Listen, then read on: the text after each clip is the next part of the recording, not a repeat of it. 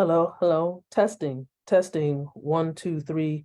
Um, my name is um whew, so nervous. My name is Dr. Lakeisha McKnight, and I'm from Chesapeake, Virginia. Whew, I'm so nervous. Y'all forgive me. Whew. You see, that's the feeling that a lot of people have when it comes to what? Public speaking. I want to welcome each and every one of you here to day number 13 of this 30-day consecutive days, that's right, of network marketing, laser training, and inspiration. I'm Dr. Lakeisha McKnight, and I'm your host. Welcome to this very special video, those of you on Facebook and those of you on YouTube. Today, the topic that we're going to be focusing in on is how to overcome the fear of public speaking and sharing your story. All of this that impacts your ability to grow your network marketing business. So for those of you women out there, you moms, those of you in the network marketing space, some of you understand the importance of sharing your story. And we're going to talk about this tonight, how to overcome your fear of public speaking and sharing your story. Welcome to the stream, everyone. I'm glad to have each and every one of you here. As you're coming on board to this stream tonight, I need you to do a couple of things. Number one, show the stream some love. Give it a thumbs up. Show it some heart. Show it some love out there, all right? Hit the love button several times. And don't forget to share, to tag a few people in the comment section below. Now, if you don't know how to tag, it's quite simple. There's an @ sign on the keyboard there on your device. Hit the @ sign, begin to type in somebody's name, and their name will appear, and then tap on their name when it does appear, hit enter, and they will be tagged. So I encourage you to do that so that you can inform your business colleagues, your business partners about this content that's being shared. And so again, a welcome aboard network marketing professionals, those of you who may be just entering this space, moms out there, definitely have to say, I connect with you and I resonate with you because I am a mom. And so I'm going to do a quick little introduction in just a moment, right? In just a moment, but I want to give it just a second or two just to allow Facebook to inform many of you that I'm live. And for those of you on YouTube who's catching the stream tonight, hello, hello, and welcome. Now, for those of you on Facebook, you can go to YouTube as well and subscribe to the channel. We've hit over 3,000 subscribers. Yeah, Influencer Nation on YouTube. That's right. We call them influencers on the tube. The subscribers on the tube are influencers, most of which, of course, I'm addressing the ladies, but we know that there are some men who are subscribed to the channel. But I love the Influencer Nation.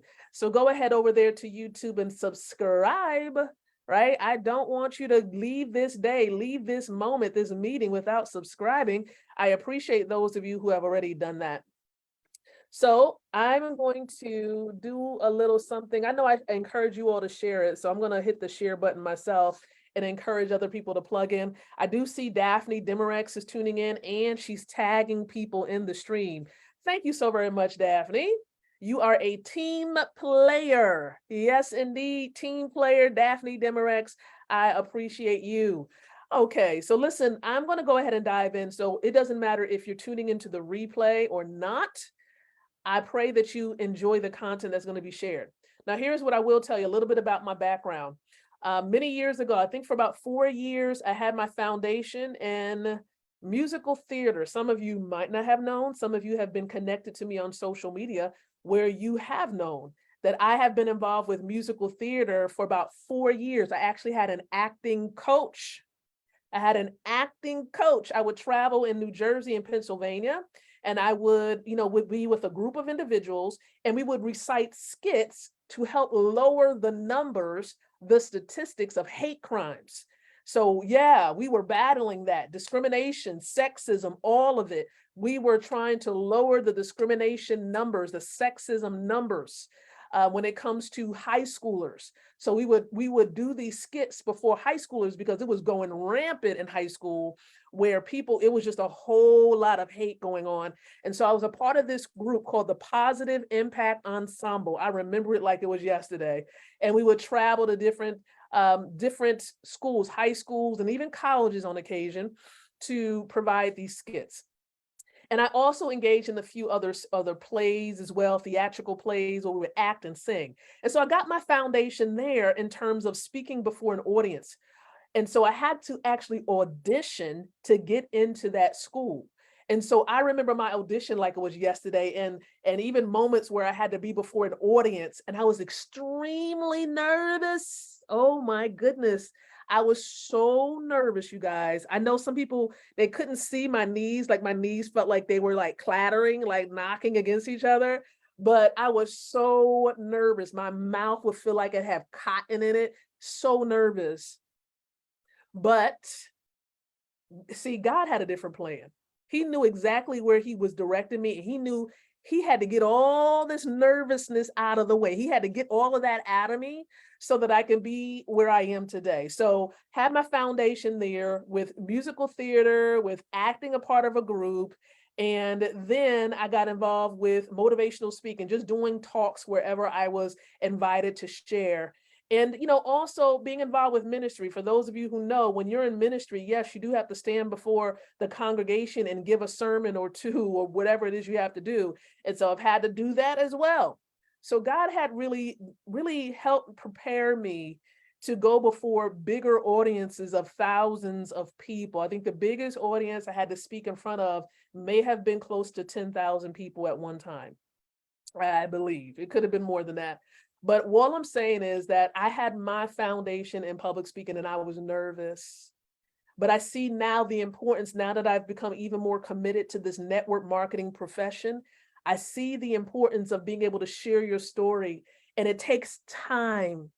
I'm going to recite the words of my late mentor, Dr. Ty Besh. You have to give yourself time to succeed, even when it comes to speaking publicly. Give yourself time. Someone type that in the comments. Give yourself time. And then my mentor also would say that facts tell, but stories sell. And I know that that quote didn't come from him, but I would hear him say that so many times. Facts tell, but stories sell.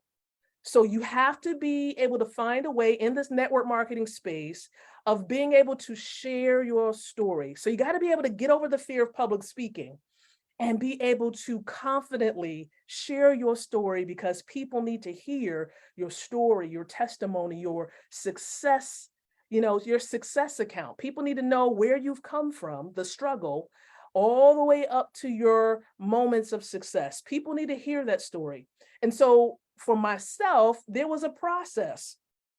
And I'm going to share with you tonight about 3 ways and 3 steps, 3 action steps you can implement to help you overcome this fear of speaking. Anybody struggle with the fear of speaking and you're honest and you're willing to say, yes, that's me, type in, yes, that's me in the comment section. If you are not afraid, right, to be transparent tonight and let other people know that you do deal with it, that it is a little bit of a struggle, the fear of speaking. I'm going to share with you 3 things tonight that can help you in that way and help you overcome, okay? Number 1, now there are more, but I'm just sharing with you 3. I'm just sharing 3 tonight. So number 1, prepare and practice. Someone type that in the comment section. Prepare. Thank you so much, Daphne, for being transparent. Prepare and practice. The 2 P's. The 2 P's. Prepare and practice. Let's talk about it just briefly. Prepare yourself. Now, I'm not saying memorize your story word for word, because then it starts to lose its power, right? When you memorize it and recite it, you start to sound like a robot. So you want to prepare yourself, know what you're going to say at the beginning, know what you're going to say in the beginning, in the middle, and then know what you're going to say to kind of wrap it up. You got to know, just be familiar with it. Don't memorize it, but become familiar with it so that it's second nature. And practice, yes. Maybe if you have a group of people that you're accountable to, Maybe you're part of a mastermind. For example, we are part of Wealth Builders Worldwide. So we have the opportunity, many of us, to be able to bounce off our story and share our story with other people and receive constructive criticism. So you want to have that opportunity, connect with people where you're able to do it. Like I have a group on Facebook, Network Marketing Women of Influence. And in that group, there is going to be a time where the women are going to have the opportunity to share their story, to share what it is that they do, some struggles that they've had to overcome and where they are today. And that's where they're going to get a lot of their practice. And so if you're a woman in network marketing, you definitely want to join that group. And I'll show you how to do it towards the end of this. But again, prepare and practice the ability to share your story, know how to put it all together, know how to package it well, and know how to deliver it. So important. And it takes some time. Okay. You're not going to be perfect, but your practice makes it excellent. Okay. You want to demonstrate excellence, not perfection, because no one is going to be able to be perfect. Nobody can. Okay. Nobody's perfect. The second point is start with small audiences. Someone put that in there in the comment section. Start with small audiences. It doesn't have to be where you have to be before 10,000 or not even 1,000 people. You can start with a group of 5. Okay, get a bunch of you all on a Zoom platform and you all start practicing reciting your story. It doesn't have to be where you have a whole large number of people. It doesn't have to be about that. Practice, get those opportunities to be able to share your story. It's very important because the more it comes out naturally, guess what happens when you're in front of a prospect, when you're in front of a group, maybe you go to a live event and you're asked to come up to share your story at that next network marketing event, you will be better prepared. Okay, it will look as though you've taken some time to practice. So start with a small audience. I did it. I believe God set it up that way when I had to go speak in front of those smaller groups of teenage children. Do you all know, and some of you do, Dr. Patricia Goodman is listening, and I know she knows exactly what I'm about to say. If you can communicate a message speaking to teenagers, baby, listen, a teenage audience, if you can get through to a teenage audience, you can speak to any audience. Any audience, because that teenage crowd, that teenage audience is no joke. They will be quick enough to go on their cell phone when you've boarded them. They're bored 3 minutes into your story. If you don't catch their attention, they're like, okay, time to get on social media. They will do it right in front of your face and not show any guilt, not feel bad at all. They won't. Do you all agree? Dr. Pat, do you agree with me on that? I'm telling you. So again, start with a small audience.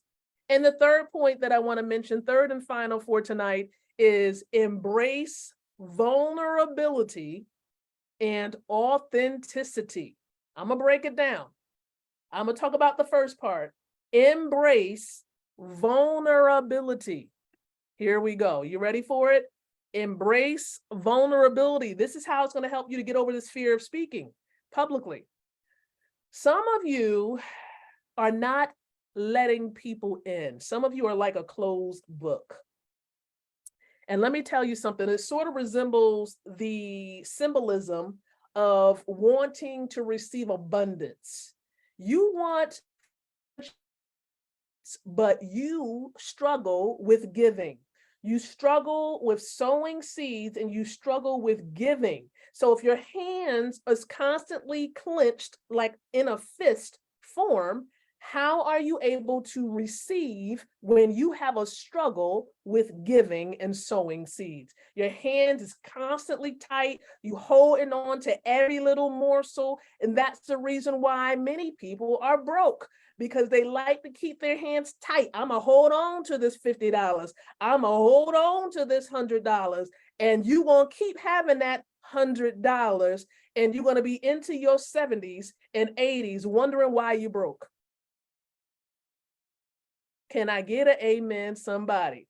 This is the same way. You have to open up. You wonder why you're not attracting your audience and building a tribe. You wonder why your ideal business partner may not be coming your way. It's because you are not letting them in. You're not sharing your story. You're not letting people know who you are behind the camera. You're just not people don't know who you are. People like to do business with those that they know, like, and what? They know, like, and what? What's that third word? Put it in the comment section. They know, like, and trust. But the first part of that is know. How can somebody get to know you and you're not letting them in? Some of you are like, I'm not by the hairs of my chinny chin chin, though I'm not, right? You might have had past hurt where you're not letting people in. You got this wall up now. You don't want to let anybody in. You were hurt in the past. You were hurt from a previous business, and now you don't want to let anybody in. You have to get whole. You need some healing. You need to work on you. If you got trust issues, you're going to need to work on it. It is not your future business partner's fault for what happened in the past. Now you're preventing their blessing because you haven't dealt with the hurt. I'm gonna let that marinate for a moment. When you don't work on your hurt issues, your issues from the past and a previous business, do you understand that you are also messing up the blessing for the people you were supposed to connect with because you did not deal with that issue of the past? And in some of you, yeah, you bring those issues into future relationships. That person, see, those future people you're supposed to connect with, they don't have anything to do with what happened in the past. They don't have anything to do with that.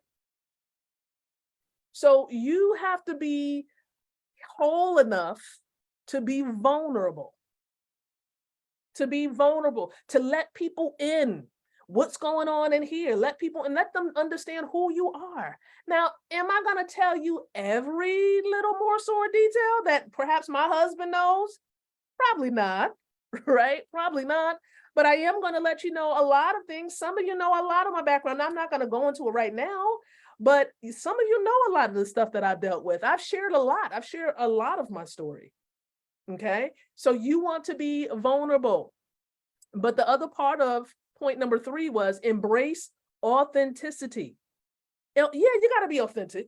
You got to be you. I'm not saying you don't need to be. I was talking to a group of leaders this morning on the power call. I said, don't lose who you are. Who are you? When you change so much, people turn around and say, I don't even know who that person is. Be authentically you. Be authentically you. Like, come on. Like, I'm the same funny person. Some of you probably don't. Yeah, I'm as funny as it could be. Don't let me get tired, because once I get tired, it's a wrap. I'm gonna be laughing at some of the smallest things. Like, I love to laugh. Okay, I love to laugh.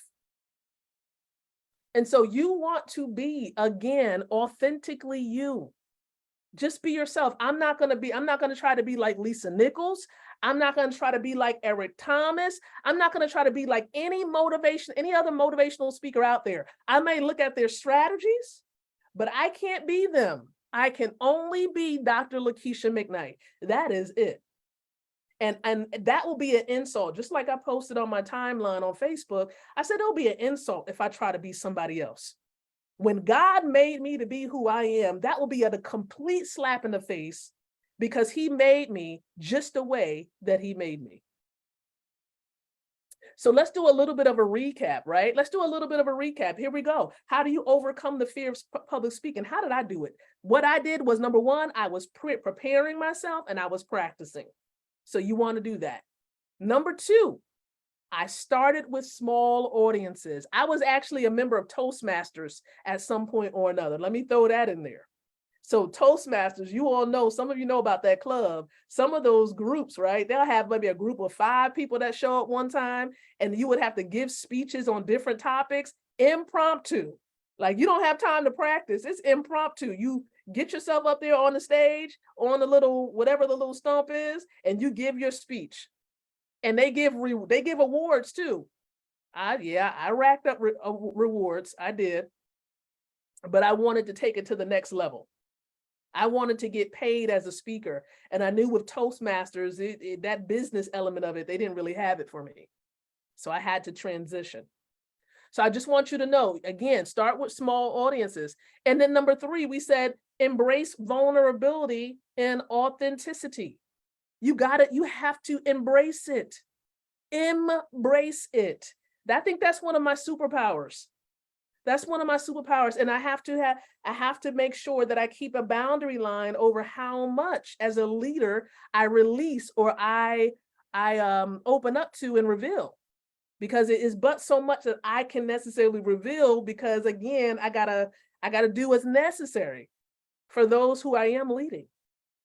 So with that being said, I pray that you've enjoyed something that was shared. Have you enjoyed it? Let me know in the comment section if you have. Throw those fire emojis up, put the hand claps up, right? Clap for yourself for being present and being able to grab a hold of the information. So here's something that I do want to share. Listen, you still need to be organized when it comes to growing your businesses. And so if you have not grabbed the resource, when you grab this DMO, Daily Method of Operation resource, ladies, you can grab it. Fellas can grab it too. But ladies, once you grab the resource, you will be guided to the Network Marketing Women of Influence group. You will be guided there.